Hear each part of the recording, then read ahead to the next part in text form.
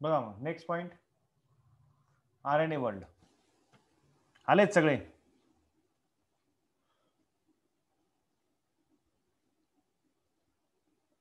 Hello, ऐकू येते का? Yes sir. बोला ना मग. बघा मग लक्षात ठेवा, RNA was the first genetic material. तुम्हाला मी कालच बोललो, RNA काय बेटा, फर्स्ट जेनेटिक मटेरियल आहे. It act as a genetic material and act as a catalyst. लक्षात ठेवा, मग सगळ्यात पहिला जर कोणी बायो कॅटॅलिस्ट असेल, सो एन्झाईम सारखं काम करायचा, तर तो कोण होता बेटा? RNA. तो कोण होता बेटा? तो RNA होता. Very good. The essential process of life like metabolism, translation, splicing are evolved around the RNA. म्हणजे काय बेटा? इसेन्शियल लाईफ प्रोसेस ज्याला म्हणतो आपण, ज्या अतिशय महत्वाच्या आहेत जीवनासाठी, जे जसं की तुमचं मेटाबॉलिक रिएक्शन्स, जसं की काय ट्रान्सलेशन, स्प्लिसिंग ऑफ RNA, या सगळ्या ज्या गोष्टी आहेत, या सगळ्या गोष्टी डायरेक्टली आणि इनडायरेक्टली कोणाशी निगडीत होत्या? RNAशी. ठीक आहे. DNA was evolve from the RNA for the stability. बघा, व्हेरी व्हेरी इम्पॉर्टंट. बघा, इव्होल्युशन कोणाला सपोर्ट करतं? तर इव्होल्युशन सपोर्ट करतं बेटा DNA ला. कळतंय ना? मग इव्होल्युशनला माहिती होतं किंवा निसर्गाच्या फॅक्टरीमध्ये ज्यावेळेस सजीवांची उत्क्रांती झाली, तेव्हा जेनेटिक मटेरियल काय होतं? तेव्हा जेनेटिक RNA होतं. आणि जसं बेटा सजीवांची उत्क्रांती झाली कशामध्ये? पृथ्वीवरती, त्यावेळेस RNA जेनेटिक मटेरियल होतं. आणि RNA हा खूप जास्त फास्ट म्युटेशन दाखवायचा, अनस्टेबल होता, खूप फास्ट म्युटेशन दाखवायचा. आणि इव्होल्युशनच्या लॅबोरेटरीमध्ये तुम्हाला मी मागेच बोललो, इव्होल्युशन मध्ये काय पाहिजे बेटा? ऑर्गॅनिझमला काय पाहिजे? स्टॅबिलिटी पाहिजे. Yes or no? आणि म्हणून बेटा स्टॅबिलिटी देण्यासाठी एक जेनेटिक मटेरियल तयार झालं DNA पासून भारी, सॉरी RNA पासून भारी. ते म्हणजे काय? DNA. ते म्हणजे काय बेटा? DNA. Very good. मग हिस्ट्री होती बेटा कोणाची? RNAची. ठीक आहे. आपल्याला सगळ्यांना माहिती आहे DNA काय बेटा? DNA is a polynucleotide chain of what your nucleotides. बरं का नाही? Polynucleotide chain. DNA काय आहे? पॉलीन्यूक्लियोटाइड चेन आहे. कशाचा पॉलिमर येतो? It is a polymer of nucleotides. आठवतं का nucleotides? Phosphate plus pentose sugar plus nitrogen base, हे एकत्र 3 स्ट्रक्चर काय फॉर्म करतात? Nucleotides forms what your nucleotides. आणि ज्यावेळेस न्यूक्लियोटाइड एकमेकाला जोडले जातात, दिस इज 1, सेकंड, थर्ड, फोर्थ, जसे न्यूक्लियोटाइड एकमेकाला जोडले जातात, काय तयार होतो? काय तयार होतं बेटा? Chain of polynucleotide. Chain of nucleotides, त्याला आपण काय म्हणतो? पॉलीन्यूक्लियोटाइड. आणि DNA काय आहे?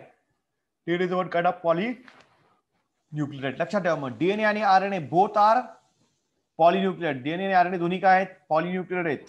फक्त DNA मध्ये शुगर वेगळी असते. कोणती असते? डीऑक्सीरायबोज शुगर. आणि RNA मध्ये कोणती असते? रायबोज शुगर. हा फरक आहे फक्त. ठीक आहे, हाच फरक आहे. बघा, न्यूक्लियोटाइडला किती कॉम्पोनंट आहेत आपण शिकलो ऑलरेडी. टाइमपास करत नाही जास्त याच्यामध्ये. किती कॉम्पोनंट आहे न्यूक्लियोटाइडला? 3. एक म्हणजे काय? Nitrogen base. एक म्हणजे काय? Nitrogen base. Adenine, guanine, thymine, cytosine. बरोबर का नाही? दुसरं काय? Pentose sugar. इथे RNA मध्ये कोणती शुगर आहे? रायबोज. DNA मध्ये कोणती आहे? डीऑक्सीरायबोज. आणि तिसरा आयटम कोणता असतो? Phosphate group. तिसरा ग्रुप कोणता असतो? Phosphate group. बरोबर आहे. नायट्रोजन बेसचे प्रकार आपल्याला माहिती आहे, आठवतं तुम्हाला? प्युरिन आणि पिरिमिडिन. बरोबर आहे का? प्युरिनचे किती प्रकार? 2 प्रकार, ऍडेनिन आणि काय? थायमिन. पिरिमिडिनचे किती प्रकार? Cytosine, very good. त्यातल्या त्यात ऍडेनिन, ग्वानिन, थायमिन आणि सायटोसिन हे 4 कोणामध्ये असतात? DNA मध्ये. RNA मध्ये काय नसतो? थायमिन नसतो. काय असतो जागी? युरॅसिल. Very good. क्लिअर? हा. आता बघा, नीट लक्षात घ्या, थायमिन आणि युरॅसिल मध्ये जास्त फरक आहे का? नाही. फक्त लक्षात ठेवा की युरॅसिल पासूनच काय बनलाय? थायमिन बनलाय. मग 5 मिथिल ग्रुप जो अटॅच झाला कोणाला? युरॅसिलला. कोणाला? 5 पोझिशनला कोणाला झाला? Methyl group. तुम्ही बघू शकता. हा, तुम्ही बघू शकता युरॅसिलचं स्ट्रक्चर आणि थायमिनचं स्ट्रक्चर. युरॅसिल काय आहे? लेस अनस्टेबल आहे. थायमिन काय आहे? मोर स्टेबल आहे. हा, म्हणून इव्होल्युशनच्या फॅक्टरीमध्ये हा अजून एक बदल झाला की युरॅसिल पासून थायमिन तयार झाला. थायमिन मध्ये काय आहे? हायड्रोजन आहे 5 नंबरच्या कार्बनला. आणि इथे काय आहे बेटा? Methyl group. इथे काय आहे? 5 नंबरच्या ग्रुप पोझिशनला मिथिल ग्रुप आहे. मग लक्षात ठेवा, थायमिन आणि युरॅसिल जास्त फरक नाहीये. थायमिनचंच केमिकल नेम काय आहे? 5 मिथिल युरॅसिल. लक्षात ठेवा.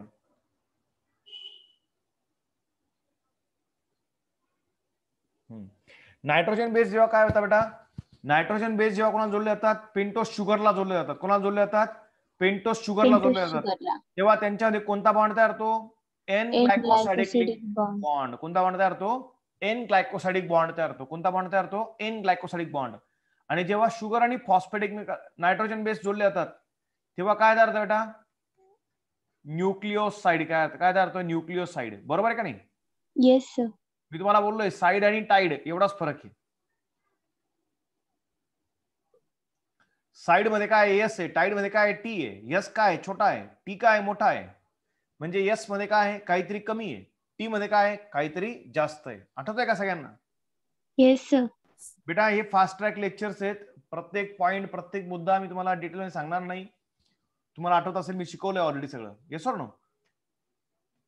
आणि न्यूक्लियोटाइड मध्ये काय असतं मग बघा. मग न्यूक्लियोसाइड किती प्रकारचे आहेत आरएनए आणि डीएनए मध्ये? यांच्यावरती पण क्वेश्चन आलेत बघा. लक्षात घ्या. आरएनए मध्ये कोणता असतो? ॲडेनोसिन. लक्षात ठेवा. कोणता आहे? ॲडेनोसिन, ग्वानोसिन, सायटिडीन, युरिडीन. बरोबर आहे.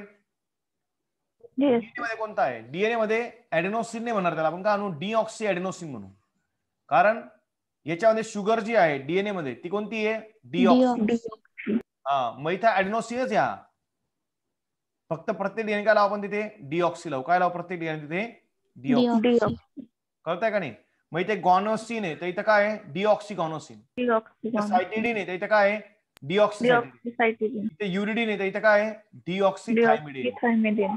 हा फरक आहे. Clear? Yes sir. Yes or no? Very good. Nitrogen base plus sugar आणि कोण बेटा? फॉस्फेट चिटकला की काय तयार होतो? न्यूक्लियोटाइड. काय तयार होतो? न्यूक्लियोटाइड. बरोबर का नाही? एवढं स्ट्रक्चर याला आपण काय आणतो? न्यूक्लियोसाइड. काय आणतो याला?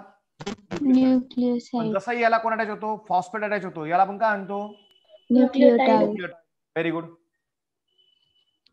काय आणतो? न्यूक्लियोटाइड. इन आरएनए कोणाच्या स्ट्रक्चर मध्ये? आरएनएच्या स्ट्रक्चर मध्ये. प्रत्येक न्यूक्लियोटाइड जो असतो has a additional OH group at the second position of ribose sugar. बरोबर का नाही? 2 nucleotides are linked to the each other by 3'5' phosphodiester bond to form a dinucleotides. आता बघा काय म्हटलं इथे की प्रत्येक आरएनए मध्ये, आता आरएनए मध्ये प्रत्येक ठिकाणी सेकंड नंबर पोझिशनला हा ओएच ग्रुप काय असणार आहे? फ्री. बरोबर आहे का नाही? कारण आरएनए मध्ये शुगर कोणती आहे? रायबोस शुगर. बरोबर बरोबर. आणि दुसरी महत्वाची गोष्ट, आरएनए मध्ये कोणत्या नंबरच्या कार्बनला? 3 नंबरच्या कार्बनला. कोणाच्या? शुगरच्या. नीट लक्षात घ्या बरं का. शुगरच्या किती नंबरच्या कार्बनला? 3 नंबरच्या कार्बनला कोण चिटकणार आहे? फॉस्फेट. बरोबर आहे का? आता इकडे बघा तुम्ही सगळ्यांनी नीट लक्ष देऊन ऐका. 1 नंबरचा हा कार्बन, 2, 3, 4 आणि हा 5 नंबर कार्बन. बरोबर आहे. शुगरचा 5वा कार्बन. इथे काय असतो? ऑक्सिजन असतो. बरोबर आहे का? Yes or no? ही दुसरी शुगर. हिचा 1, हा 2, हा 3, हा 4 आणि हा 5 नंबरचा कार्बन. बरोबर आहे का? Yes sir. हा, आता थोडंसं नीट बघा सगळ्यांनी. आता तुम्हाला दिसतंय का क्लिअर अजून? Yes sir. हा, मग शुगरलाच कोण चिटकलेला असतो? फॉस्फेट. बरोबर आहे का नाही? आपण एवढा विचार करू, ह्या 5 नंबर इथे एवढा विचार करू आपण याचा फक्त. बरोबर आहे का? Nitrogen base sugar plus phosphate काय तयार झाला? न्यूक्लियोटाइड. बरोबर आहे का? येस. ही शुगर, हा नायट्रोजन बेस, हा फॉस्फेट काय तयार झाला? दुसरा न्यूक्लियोटाइड. बरोबर आहे का? हा. Yes sir. एकाचा याचा फॉस्फेट कोणाला चिटकला आहे? या शुगरला. बरोबर आहे का? हा फॉस्फेट कोणाला चिटकला आहे? या शुगरला. हा फॉस्फेट किती नंबरला आहे? 5' नंबरला आहे. 5'. हा, आणि इकडे कोणत्या कार्बनला चिटकतोय तो? 3 नंबरच्या कार्बनला चिटकतो. कोणाच्या कार्बनला चिटकतोय तो? शुगरच्या. दुसऱ्या न्यूक्लियोटाइडच्या शुगरला चिटकतोय. बरोबर आहे का? मग तिथे कोणता बॉन्ड तयार होईल बेटा? फॉस्फोडायस्टर बॉन्ड तयार होईल. Very good. पण तो कोणत्या पोझिशनला आहे? एकाच्या कोणत्या पोझिशनला? 3 नंबरला. दुसऱ्याचा फॉस्फेट किती नंबरला आहे तो? 5 नंबरला. दोघींमध्ये काय तयार झाला? बॉन्ड. बॉन्ड. त्याला काय म्हणतात? 3' 5' phosphodiester bond. Clear? Yes sir. Yes sir. कळलं का सगळ्यांना? Yes or no? Yes sir. Very good. Yes sir. When more than one nucleides are joined together, they forms a polynucleotide. जेव्हा एकापेक्षा जास्त nucleotide एकमेकाला जोडले जातात तेव्हा चेन तयार होते. कोणाची? पॉलीन्यूक्लियोटाइडची. कोणाची? पॉलीन्यूक्लियोटाइडची. Very good. आता आपण मूळ मुद्द्याकडे बेटा. डीएनए. डीएनएला सगळ्यात पहिले बघण्याचा प्रयत्न कोणी केला? Friedrich Miescher. सगळ्यात पहिले डीएनए याला आयडेंटिफाय केलं गेलं कोणापासून? पस सेल पासून. काय नाव दिलं त्याला? न्यूक्लियाइन नाव दिलं. डीएनए हा शोधण्यात आला. कोणी शोधला? फेडरिक मिचरने. कशामध्ये शोधला तो? न्यूक्लियस मध्ये. म्हणून त्याला नाव काय दिलं त्यांनी? न्यूक्लियाइन. पण जसं जसं डीएनएच्या प्रॉपर्टीजचा स्टडी झाला, डीएनएच्या प्रॉपर्टीज कशा होत्या? ऍसिडिक होत्या. कशा होत्या? ऍसिडिक होत्या. म्हणून त्याला काय म्हटलं? Nucleic acid. काय म्हणतात त्याला? Nucleic acid. काय म्हणतात त्याला? Nucleic acid. त्याला काय नाव देण्यात आलं? न्यूक्लिक ऍसिड नाव देण्यात आलं. क्लिअर? आणि न्यूक्लिक ऍसिडचे किती प्रकार आहेत मग? 2. आरएनए आणि कोण बेटा? DNA. Clear? Very good. On x ray diffraction data was produce by the Wilkins and Franklin. लक्षात ठेवा, सगळ्यात पहिले डीएनएचं स्ट्रक्चर शोधण्याचा प्रयत्न जो कोणी केला असेल तर ते कोण होते? ते कोण होते? विल्सन आणि फ्रँकलिन. हे 2 सायंटिस्ट. ही फ्रँकलिन आणि अकाउंट विल्किन्स या दोघींनी डीएनएचं स्ट्रक्चर स्टडी करण्याचा प्रयत्न केला. कशाच्या माध्यमातून? एक्सरे डिफ्रॅक्शनच्या माध्यमातून. पण त्यांनी हे जे स्ट्रक्चर शोधण्याचा जो प्रयत्न केला तो काय झाला? असफल ठरला. तिथे त्यांना डीएनएचं स्ट्रक्चर क्लिअर कट समजलं नाही. क्लिअर? त्याच्यानंतर कोण होऊन गेले? वॅटसन आणि क्रिक, ज्यांना तुम्ही खूप ओळखतात चांगलं. कोणते? हा वॅटसन आणि हा भाऊ क्रिक. या दोघींनी एक मॉडेल प्रपोज केलं ज्याला आपण काय म्हणतो? Double helix model of DNA. Clear? मग हे 3 सायंटिस्ट तिघींचं कॉन्ट्रीब्युशन नीट लक्षात ठेवा. बोर्ड एक्झाम मध्ये सुद्धा विचारला जाण्याची शक्यता आहे. नीट मध्ये तर आहेच, पण बोर्ड मध्ये सुद्धा विचारला जाण्याची शक्यता आहे. काय? की कोणत्या याचं काय फंक्शन आहे. Clear? Yes sir. Very good. कोणत्या याचा काय डिस्कवरी आहे? लक्षात ठेवा, सगळ्यात पहिले डीएनए आयडेंटिफाय केला कोणी? मिचरने. एक्सरे डिफ्रॅक्शन क्रिस्टलोग्राफीचा स्टडी करून डीएनएचा स्ट्रक्चर मांडण्याचा प्रयत्न कोणी केला? विल्किन्स आणि फ्रँकलिन. वॅटसन आणि क्रिकने double helix structure of DNA, double helix model of DNA propose केलं. क्लिअर? Yes sir.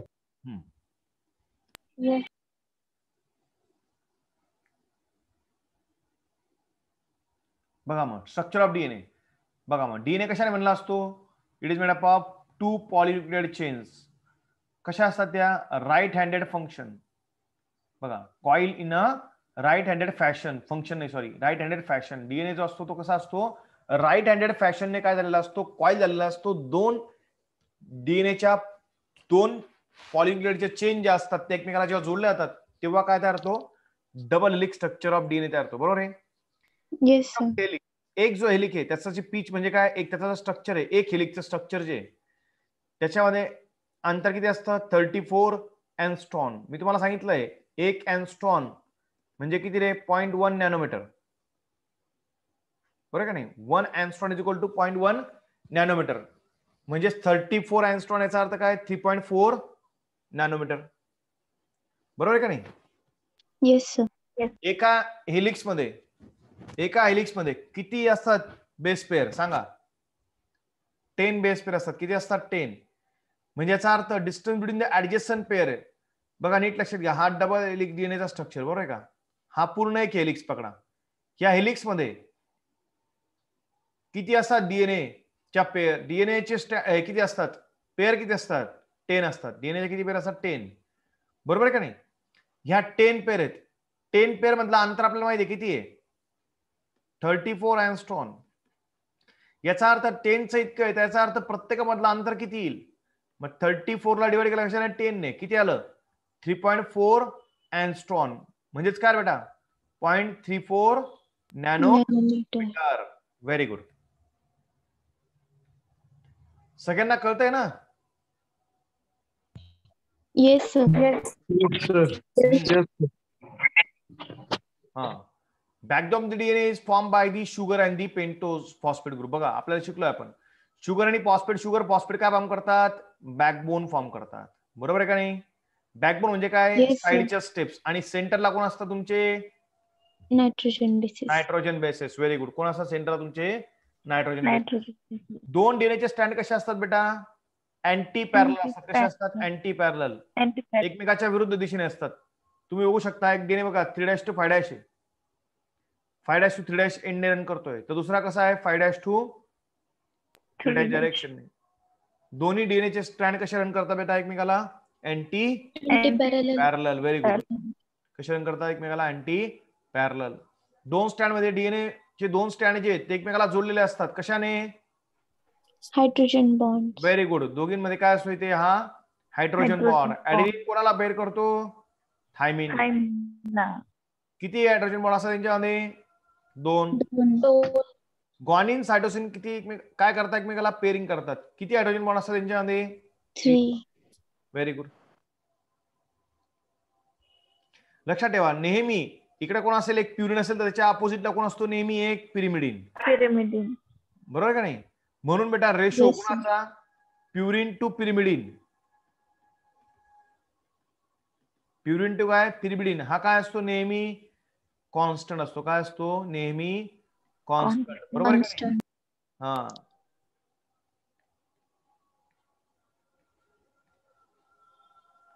बरोबर आहे का? दिसतंय का सगळ्यांना? Yes, sir.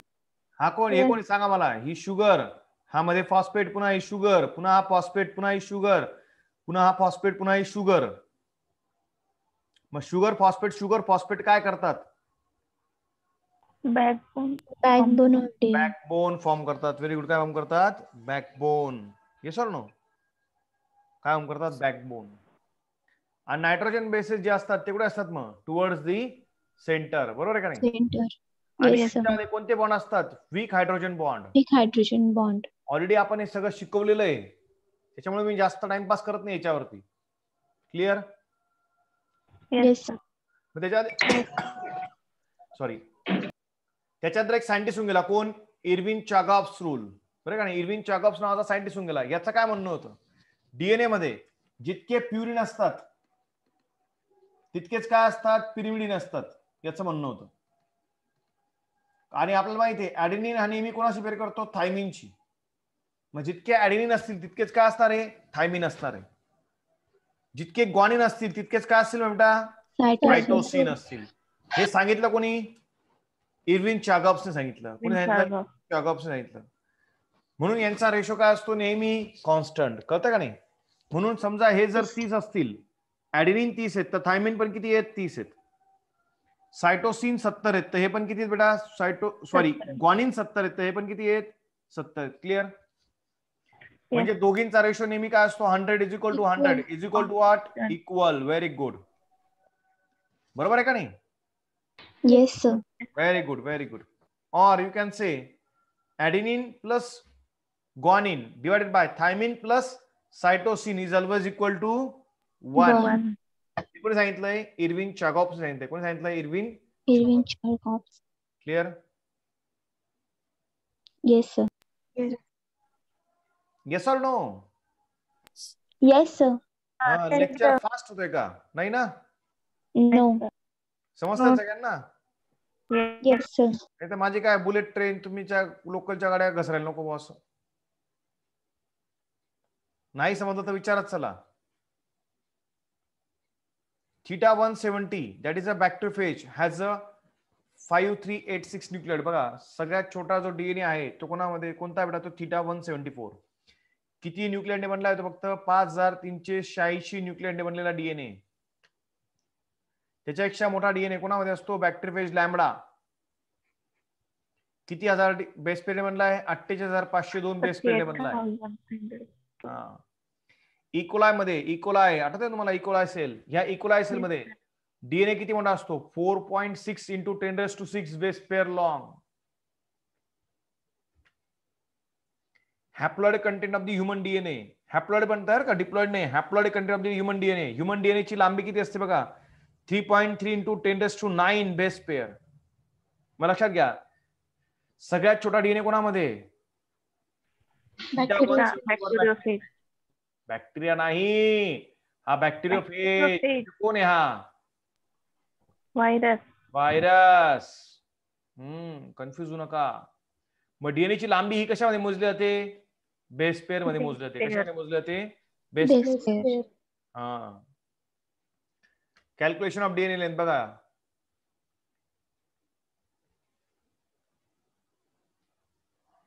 आता हे मी हे एनसीईआरटी मध्ये दिलेलं आहे. ठीक आहे, चला तरी सांगून टाकतो. बघा, length of the DNA. Length of the DNA calculate करायची असेल तर कसं कॅल्क्युलेट करता बेटा? नंबर ऑफ बेस पेअर किती आहेत गुणिले काय करायचं? Distance between the two adjacent base pair. आपल्याला माहिती आहे distance between the two adjacent base pair किती आहे? 0.34. बरोबर आहे का नाही? Yes sir. बघा, number of base pair in human being. Human being मध्ये किती आहे? 3.3 होतं ना, आपण बघितलं ना. हॅप्लॉइड मध्ये किती येतो? हॅप्लॉइड डीएनए कंटेंट किती आहे? 3.3 into 10 to 3 into हा, 9. 10⁹ बरोबर आहे ना. बरोबर आहे. हॅप्लॉइडचं बघितलं. मग डिप्लॉइड म्हणजे बेस पेअर डिप्लॉइड असेल ना, बेस पेअर डबल झालं ना ते. Yes sir. म्हणून किती येईल ते? 6.6 into 10⁹. बरोबर आहे का? Yes sir. 3.3 च्या डबल झालं म्हणजे 6.6 into 10⁹. Hence length of the DNA. आता आपल्याला length of the DNA calculate करायची असेल तर आपण काय करू? Number of base pair 6.6 into into 10⁹ multiplied by what year? कशा डिस्टन्स मध्ये? between adjacent base pair. किती येते? 0.34 into 10⁻⁹. किती आलं मग ते? उत्तर आन्सर काय आला बेटा? 2.2 मीटर. क्लिअर? Yes sir. मग हा फॉर्म्युला आहे, लक्षात ठेवा. जर नीट मध्ये विचारलं गेलं तरी तुम्हाला सांगता आलं पाहिजे, सोडवता आलं पाहिजे. Yes or no?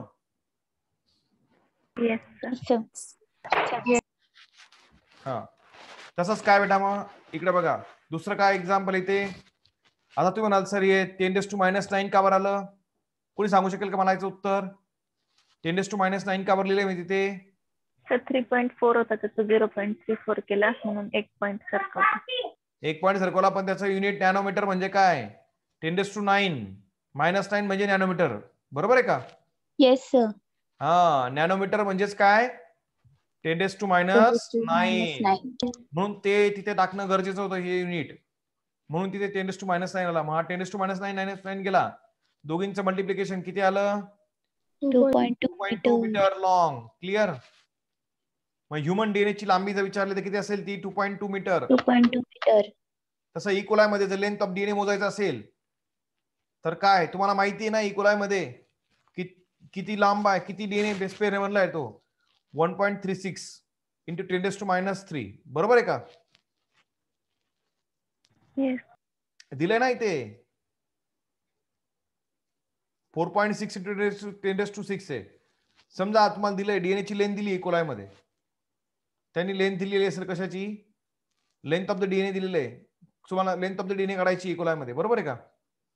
हा, तर 1.36 into 10⁻⁹ किती ती? 1.36 mm दिलेली समजा. बरोबर आहे का? याला काय करायचं मग? mm म्हणजेच मीटर मध्ये कन्वर्ट करायचं असेल तर म्हणजे काय झालं ते? 10⁻⁻3. बरोबर आहे का नाही? Yes sir. मीटर मध्ये कन्वर्ट केलं म्हणून 10⁻⁻3 लिहिलं. नंबर ऑफ बेस पेअर काढायचे तुम्हाला याच्या. मग 0.36 into 10⁻⁹ divided by 0.34 into 10⁻⁹. इथं -3 इथं -9. बरोबर आहे का? Yes sir. काय येईल त्याचा answer? 4 into 10⁻⁶ base pair law. हा, म्हणजे याप्रमाणे या फॉर्म्युल्याचा वापर करून you can find out what? You can find out the length of the DNA.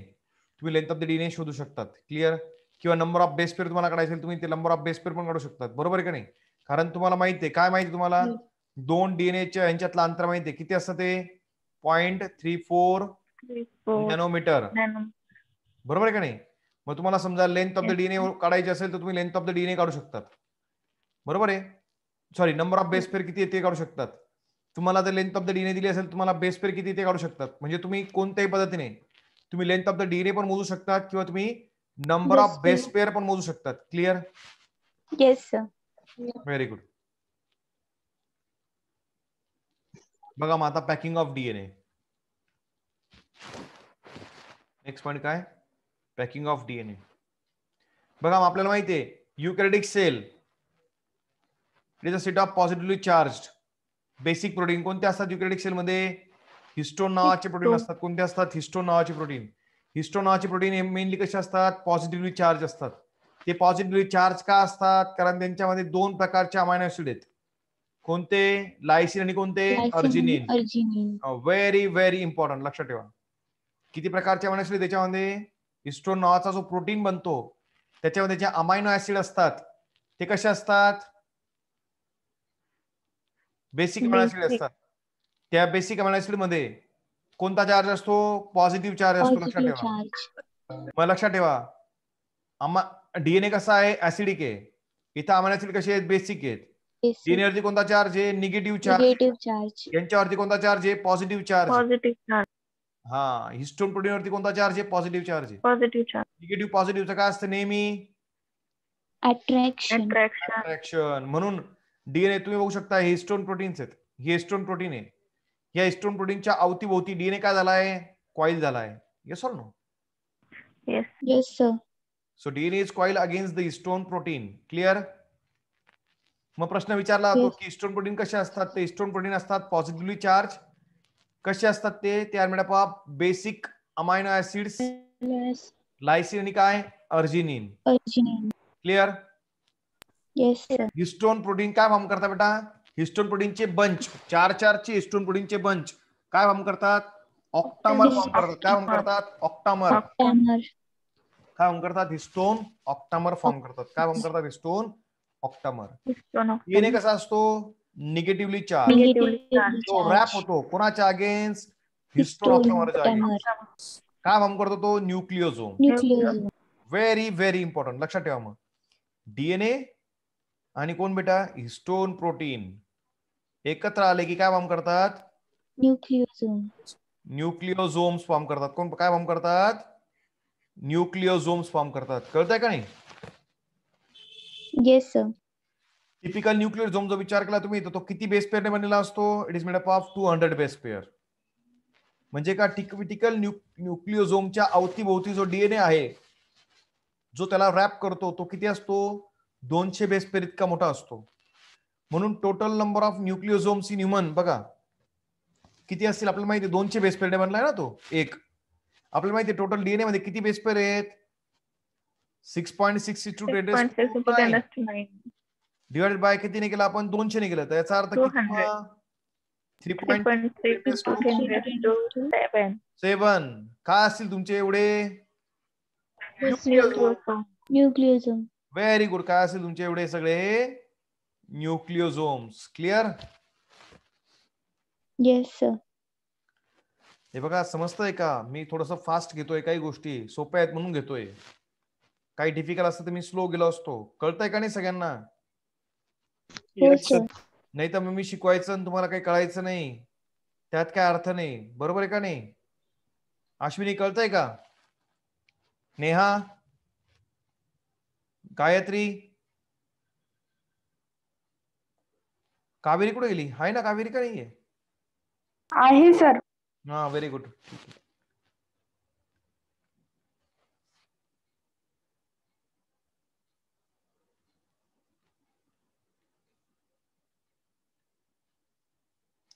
बघा मग nucleosome constitute the repeating units to form a chromatin. बघा न्यूक्लिओझोम जेव्हा एकमेकाला जोडले जातात, असे खूप सारे न्यूक्लिओझोम जेव्हा एकत्र येतात, असे खूप सारे न्यूक्लिओझोम एकत्र आले की त्यांचा बंच तयार होतो. आणि त्या बंचला आपण काय आणतो? सांगा काय आणतो आपण तिला? क्रोमॅटिन काय आहे? It is a thread like स्टेन बॉडी. कशी येते? दोऱ्यासारखं स्ट्रक्चर आहे. जेव्हा सेल डिव्हिजन करायचं असतं त्यावेळेस क्रोमॅटिन काय होतं? कंडेन्स होतं. बरोबर आहे का? काय फॉर्म करतं? क्रोमोझोम. बरोबर आहे का? Very good. जेव्हा न्यूक्लिओझोम आणि क्रोमॅटिन एकत्र स्ट्रक्चर फॉर्म करतात तर ते कसे असतात बेटा? Beads on the wings. कसे असतात ते? Beads on the string. जसं माळा असते ना, माळ, माळेमध्ये Yes, sir. असतात तशाप्रमाणे माळ दिसते. ती कोणाची माळ दिसते? न्यूक्लिओझोम आणि डीएनए ची, जिला आपण काय म्हणतो? क्रोमॅटिन. काय म्हणतो तिला आपण? Chromatin. क्रोमॅटिन. लक्षात ठेवा. मग न्यूक्लिओझोम in a chromatin look like what? Your beads on the string. कसे असतात ते? Beads on the string like दिसतात. क्लिअर? Yes, sir. मग बघा नीट लक्षात घ्या. क्रोमॅटिन पॅकिंग मध्ये, chromatin is packed to form what? Your chromatin fibre. Chromatin fibre coil झाले, कंडेन्स झाले. कधी? मेटाफेज स्टेज मध्ये. कोणत्या मेटाफेज स्टेज मध्ये? सेल डिव्हिजनच्या. बरोबर आहे का नाही? Yes, sir. काय काम करतात ते? क्रोमोझोम. काय काम करतात ते? Oh, chromosome. मग आता जेव्हा क्रोमॅटिन पॅक होईल बेटा, तर इथं पण काय लागणार आहे आपल्याला? प्रोटीन्स लागणार. काय लागणार आहेत? प्रोटीन्स. पॅकिंग मटेरियल लागणार आहे. काय लागणार आहे? प्रोटीन. किंवा काय म्हणू आपण तिथे? शब्द काय वापरला मी? Packing packing material. मटेरियल. काय शब्द वापरला? Packing material. हे जे हाय लेवलची पॅकिंग असते, जिच्यापासून क्रोमॅटिन तयार होतो आणि क्रोमॅटिन पासून क्रोमोझोम तयार होतो, ह्या पॅकिंगला लागणारे जे प्रोटीन आहेत ते कोणते असतात? Non-histone protein. किंवा सोप्या भाषेत other than Histone. Histone protein. Histone protein पेक्षा ते वेगळे असतात, म्हणून त्यांना काय म्हटलं? Non histone chromosomal protein. काय म्हणतात त्यांना? Non histone Non-histone chromosomal chromosomal protein. Protein. Very good. आता पुढचा मुद्दा. क्रोमॅटिनचे किती टाईप पडतात बेटा? 2. यू क्रोमॅटिन आणि काय? हेटेरोक्रोमॅटिन. किती प्रकार पडतात क्रोमॅटिनचे? 2. यू क्रोमॅटिन आणि काय? हेटेरोक्रोमॅटिन. Heterochromatin. यू क्रोमॅटिन कसा असतो? लुजली पॅक असतो. कसा असतो? Loosely pack. नीट लक्षात घ्या बरं का. यू क्रोमॅटिन कसा असतो? Loosely pack. तो लुजली पॅक असल्या कारणामुळे त्याच्यापासून आरएनए बनण्याची प्रोसेस म्हणजेच काय? ट्रान्सक्रिप्शन इझिली होतं. कळतंय ना? इझिली होतं. कळतंय का नाही? म्हणून त्या भागाला डीएनएच्या काय क्रोमॅटिनच्या काय म्हणतात? ट्रान्सक्रिप्शनली ऍक्टिव्ह क्रोमॅटिन. काय म्हणतात त्याला? ट्रान्सक्रिप्शनली ऍक्टिव्ह क्रोमॅटिन. कळतंय का? आता तुम्ही इथे बघू शकता. Yes. आणि तो कसा स्टेन होतो? It stains light. कसा स्टेन होतो? तो लाईट कलरचा स्टेन होतो डीएनए मध्ये. हेटेरोक्रोमॅटिन कसं असतं? Densely pack. आणि त्या डेन्सली पॅक म्हणजे काय? कॉम्पॅक्टली पॅक. आणि त्या कॉम्पॅक्टली पॅक रिजन मध्ये काय होत नाही? आरएनए बनू शकत नाही. आरएनए बनू शकत नाही, म्हणून त्याला काय म्हणतात आपण? Inactive region of the Inactive. Chromatin. जे स्टेन कसं होतं? डार्क. कसं स्टेन होतं बेटा ते? डार्क. आता तुम्ही बघू शकताय इथे बघा, हा जो भाग आहे एवढा, या भागामध्ये डीएनए कसा आहे रे? क्रोमॅटिन कसं आहे? कॉम्पॅक्टली पॅक आहे. कॉम्पॅक्टली पॅक्ड. हे जेव्हा स्टेन होईल, कलर करू आपण याला, हे कसं दिसेल रे? डार्क दिसेल. Dark. आता हा भाग बघू शकता तुम्ही इथे. हा भाग बघा. या भागामध्ये डीएनएचा किंवा हा भाग बघा, या भागामध्ये डीएनए कसा आहे रे? Loosely packed. इथे डीएनए कसा आहे बघा, इथे नीट बघा. डीएनए इथे कसा आहे? लुजली पॅक आहे. म्हणजे क्रोमॅटिन कसं आहे? इथं लुजली पॅक आहे. म्हणजे इथे डीएनए पासून एमआरएनए बनू शकतो का नाही? यस, बनू शकतो. Yes, sir. म्हणून याला काय म्हणतो आपण? Euchromatin. It is loosely pack. आणि याला आपण काय म्हणतो? Transcriptionally active chromatin. Clear? Yes, sir. मग क्रोमॅटिनचे किती प्रकार पडतात? 2 प्रकार पडतात. 2. कोणते? यू क्रोमॅटिन आणि काय? Chromatin. Heterochromatin. Very good. Euchromatin कसा असतो? Loosely pack. Loosely packed. Heterochromatin कसा असतो? Densely pack. Densely packed. Active कोण असतं मग? Euchromatin. Chromatin. Transcription active कोण असतो? Euchromatin. आणि हेटेरोक्रोमॅटिन कसा असतो? इनऍक्टिव्ह. Inactive. Very good. कसा असतो? इनऍक्टिव्ह.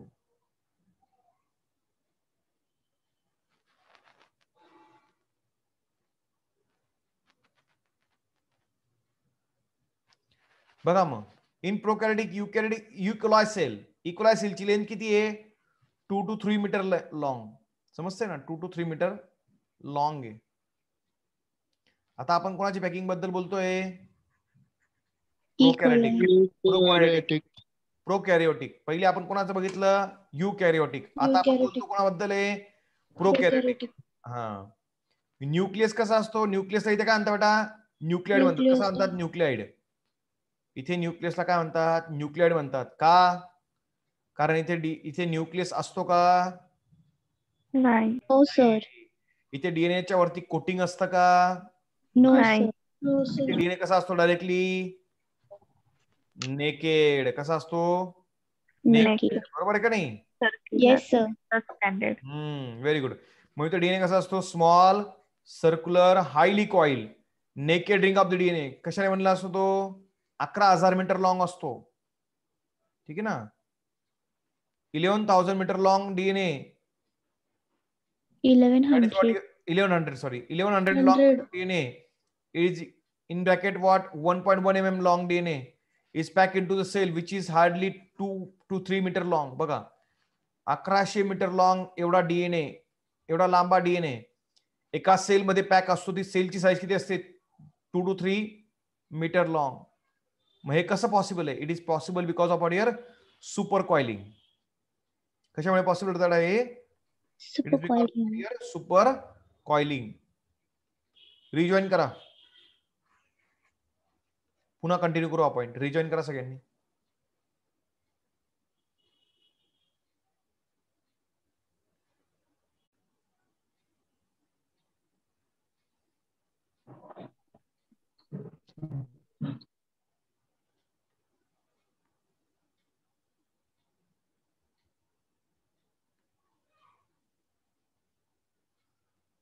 बघा मग काय सांगतोय मी. In a prokaryotic cells E coli cell size किती आहे 2 to 3 मीटर लॉंग. बरोबर का नाही? किती मीटर लॉंग सेल आहे? 2 ते 3 मीटर लॉंग सेल आहे. 2 to 3 मीटर लॉंग. हा. तिच्यामध्ये डीएनए ची लेंथ किती आहे? 1100 मीटर लॉंग डीएनए. 1100. हा 1100 मीटर लॉंग डीएनए. मग एवढा मोठा लॉंग डीएनए कसं काय पॅक करणार या सेल मध्ये छोट्याशा? मग त्याच्यासाठी कसं असतं बेटा ते निगेटिव्हली चार्ज डीएनए पुन्हा काय होतो सर्क्युलर होतो.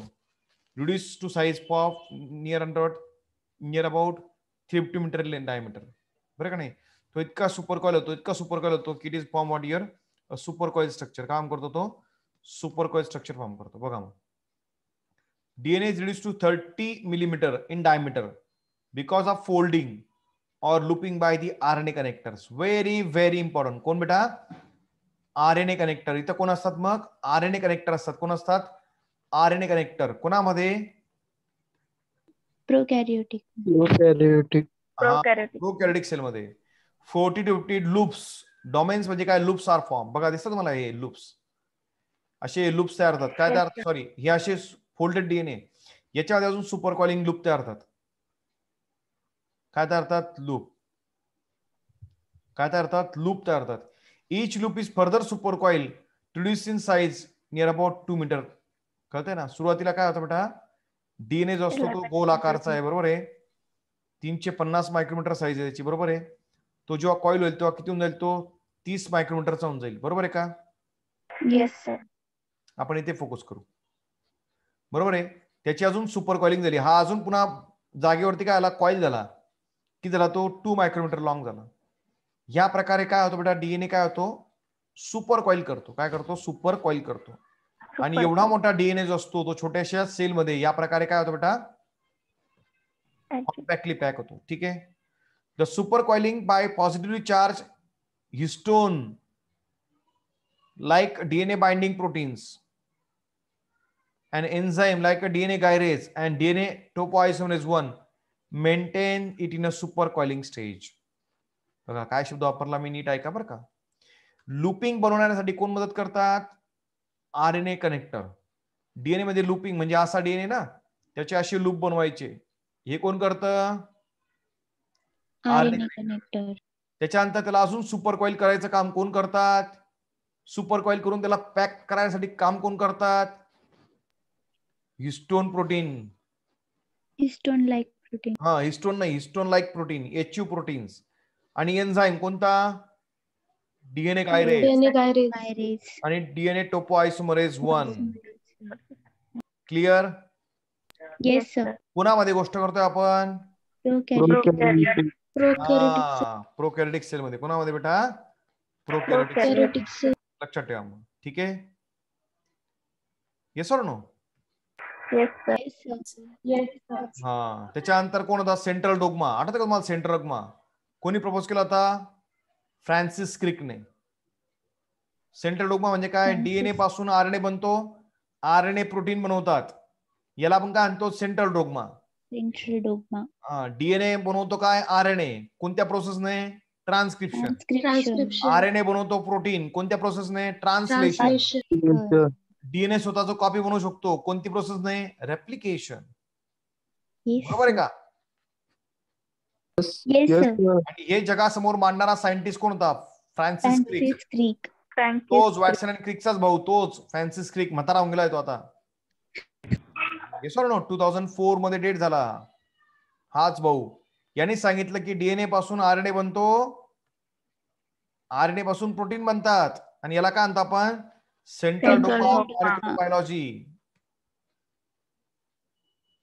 काय म्हणतो याला? Central dogma of molecular biology. Some viruses, काही व्हायरसेस मात्र flow of information is reverse direction ने करू शकतात. जसे की आरएनए पासून काय बनवतात काही व्हायरस? डीएनए बनवतात, आणि या प्रोसेसला आपण काय म्हणतो? Reverse transcription. आठवतंय का तुम्हाला? काही व्हायरस मध्ये कोणता एन्झाइम असतो? रिव्हर्स ट्रान्सक्रिप्टेज नावाचा एन्झाइम असतो. कोणता एन्झाइम असतो?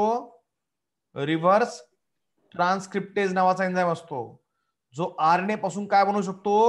डीएनए. हा, क्लिअर. आणि असं करण्याची ताकद कोणत्या व्हायरस मध्ये आहे? HIV च्या व्हायरस मध्ये आहे. कोणत्या व्हायरस मध्ये आहे? HIV च्या. याला बेटा रिव्हर्स ट्रान्सक्रिप्शन. Reverse transcription. अजून याला काय म्हणतात? टेमिनिझम. शिकवलंय तुम्हाला मी. काय म्हणता याला? टेमिनिझम म्हणतात. काय म्हणता याला? टेमिनिझम. समजतंय का नाही? Yes sir. ठीक आहे, बघा मग. DNA regulates and control all activity of the cell. बरोबर आहे का नाही? डीएनए सगळ्या ऍक्टिव्हिटी कंट्रोल करतो सेलच्या. इट इम्पॉर्टंट फंक्शन बघा कसा आहे तो? हेटेरोकॅटॅलिटिक आहे. हेटेरोकॅटॅलिक म्हणजे काय? त्याच्यापेक्षा वेगळे काय बनवतो तो. बरोबर आहे का? डीएनए पासून काय बनतो? आरएनए बनतो. म्हणजे ही कोणती प्रोसेस आहे? ट्रान्सक्रिप्शन. हो, ट्रान्सक्रिप्शन आहे, पण ही कोणती प्रोसेस आहे? हेटेरो. हेटेरो म्हणजे वेगळं बनवतोय ना तो. वेगळं. Yes sir. होमो म्हणजे कोणती? स्वतःसारखी. सेम. हा. DNA direct synthesises the chemical molecule other than it self. बरोबर आहे का नाही? काय बनवतो तो? आरएनए बनवतो, आणि प्रोटीन बनवतो. प्रोटीन कसं बनवतो तो? इनडायरेक्टली. कोणापासून? आरएनए पासून. पण डायरेक्टली काय बनवतो तो? आरएनए. Very good. डीएनए काय आहे? ऑटोकॅटॅलिटिक पण आहे. ऑटोकॅटॅलिटिक म्हणजे काय बेटा? स्वतःसारखे पण स्वतः बनवतो. हा, डीएनए पासून स्वतः डीएनए पण बनतात. बरोबर आहे का नाही? Yes sir. DNA can make its own copies. DNA स्वतःच्या कॉपी बनवू शकतो. हो का नाही? हो. मग त्याला काय म्हणतात? ऑटोकॅटॅलिटिक फंक्शन. काय म्हणतात त्याला? ऑटोकॅटॅलिटिक फंक्शन म्हणतात. Clear? When DNA directs the synthesis of DNA itself, then such a function of the DNA is called autocatalytic function. Clear? Yes sir.